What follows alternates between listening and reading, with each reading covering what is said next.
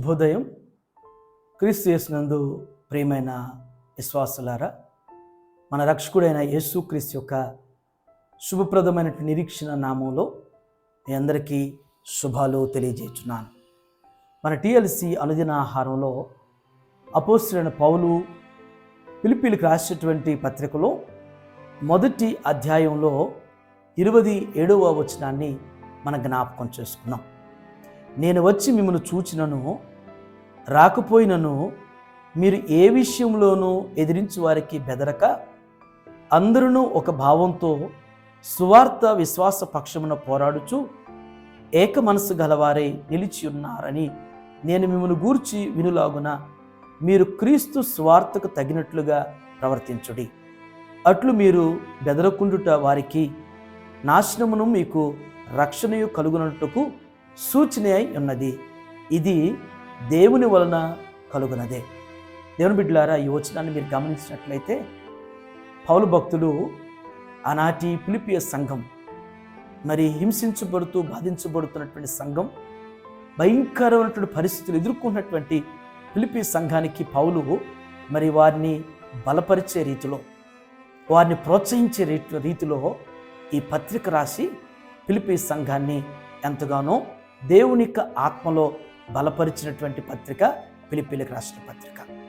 మరి నేటి విశ్వాసులైనటువంటి మనందరికీ ప్రస్తుత పరిస్థితులకి అనుగుణంగా ఈ మాట ద్వారా పరిశుద్ధాత్మదేవుడు మనందరితో కూడా జ్ఞాపకం చేస్తూ మాట్లాడుతున్నాడు.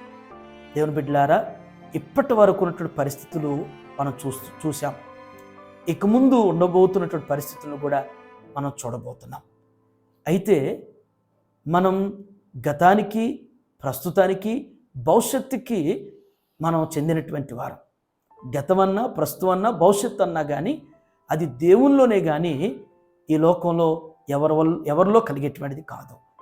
ఏదైనా కానీ మన గతమైన, ప్రస్తుతమైన, భవిష్యత్తు అయినా ఇవ్వగలిగినటువంటి వారు దేవుడు. కాబట్టి మన దేవుని చూస్తూ ముందుకు నడవాలి, నాయకులు చూస్తూ కాదు. ఏ నాయకుడు కూడా నమ్మదగినటువంటి వారు కాదు.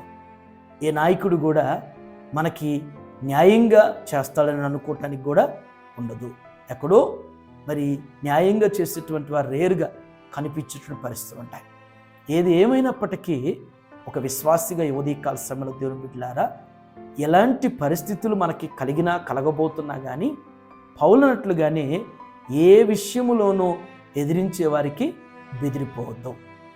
మనల్ని బెదరగొట్టాలని, మనల్ని భయపెట్టాలని, మనల్ని చెదరగొట్టాలని, మనల్ని అభ్యంతరపరచాలని అపవాది యొక్క అనుచరులు బయలుదేరిపోయారు. వారు మనల్ని కూడుకోవటం, మన దేవుని జ్ఞాపకం చేసుకోవటం, మనం యథార్థంగా, నీతిగా, భక్తిగా బతకటం, జీవించటం వారికి ఇష్టం ఉండదు. కాబట్టి వారు మనల్ని ఏదో విధంగా బాధించాలనుకుంటారు, మనల్ని భయపెట్టాలనుకుంటారు, మనల్ని చెదరగొట్టాలనుకుంటున్నారు.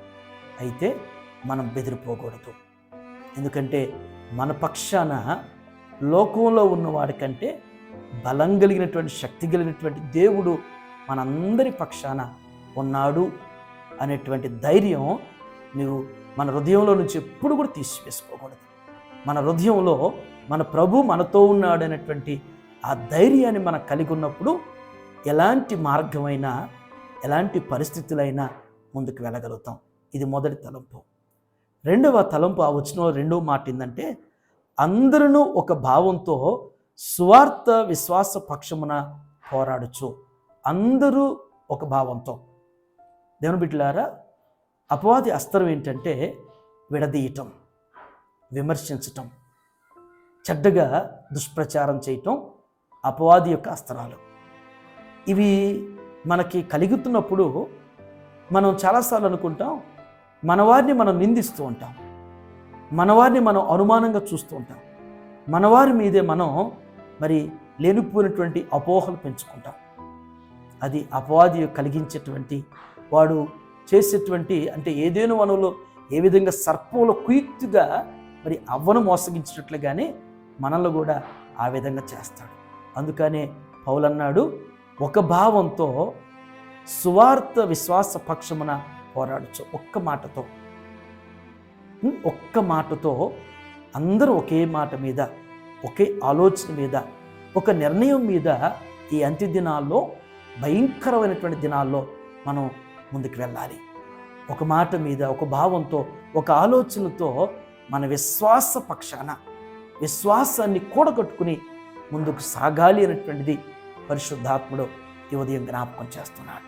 కాబట్టి ఆ విధంగా బెదిరిపోక, భయపడక, ధైర్యంగా మరి ఒక్క మాటతో, ఒక్క ఆలోచన, నిర్ణయంతో కలిసికట్టుగా, విడిపోకుండా కలిసికట్టుగా ముందుకు సాగినప్పుడు అపవాదిని పరిశుద్ధాత్మ సహాయం ద్వారా ఎదిరించగలుగుతాం. అట్టి కృప దేవుడు ఈ ఉదయం మనందరికీ అనుగ్రహిస్తూ సహాయం చేయనుగాక. ప్రాముఖ్యంగా ఈ దినం మరి జన్మదినం జరుపుకుంటున్నటువంటి మన సండే స్కూల్ స్కైబెల్ గారు, వారి యొక్క సతీమణి బ్యూల, వారి యొక్క పెద్ద కుమార్తె మౌలి, మరి మౌలికి జన్మదిన శుభాకాంక్షలు తెలియజేస్తున్నాను. ఆ బిడ్డ ఇలాంటి జన్మదినాలు ఇంకనేకం జరుపుకుంటూ దేవుని యొక్క వాక్యంలో జ్ఞాపకం చేసినట్లుగా నా వల్ల నీకు దీర్ఘాయువును, నీవు జీవించు సంవత్సరాలు అధికమవుతాయని జ్ఞాపకం చేసినట్లుగా మౌలి మరి సుజన్న రాయ్ తన జీవితంలో అనేకమైనటువంటి బర్త్డేస్ ద్వారా దేవుడు ఆ బిడ్డను అలంకరింప చేయనుగాక. ఆమేన్. It's your birthday. Happy birthday. It's a great day. ప్రార్థన చేసుకుందాం. దయగల తండ్రి, కృపగలిగిన ఆయన మీకు వందనాలు. పౌలు భక్తుడు నాయన ఫిలిప్పీ సంఘానికి రాసిన పత్రిక ద్వారా నేటి విశ్వాసులైన మా అందరికీ నాయన చక్కటి మాట ద్వారా మమ్మల్ని బలపరిచి దేవా మా హృదయంలోనైనా మరి ధైర్యాన్ని, విశ్వాసాన్ని దేవా పురుకొల్పుకోవటానికి మీరు ఇచ్చిన అవకాశాన్ని బట్టి నీకు వందనాలు చెల్లిస్తున్నాం. దేవా పరిస్థితులు చూసి బెదిరిపోక, పరిస్థితులు చూసి అధైర్యపడక, మనుషుల్ని, అధికారుల్ని, మాకు వ్యతిరేకంగా ఉన్న వారిని చూసి ఆయన మరి అధైర్యపడక నా తండ్రి, మేము ధైర్యంగా మిమ్ములు బట్టి నాయన ముందుకు సాగేటువంటి అట్టి ధైర్య స్ఫూర్తిని మాకు మీరు అనుగ్రహిస్తున్నాయన.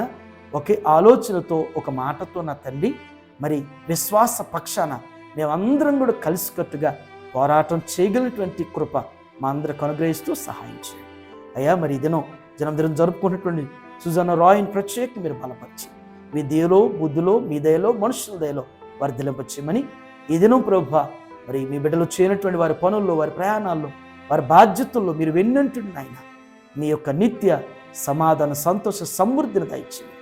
యేసు నామములో తండ్రి, ఆమేన్. దేవుడు మిమ్మల్ని అందరిని కూడా దీవించును గాక.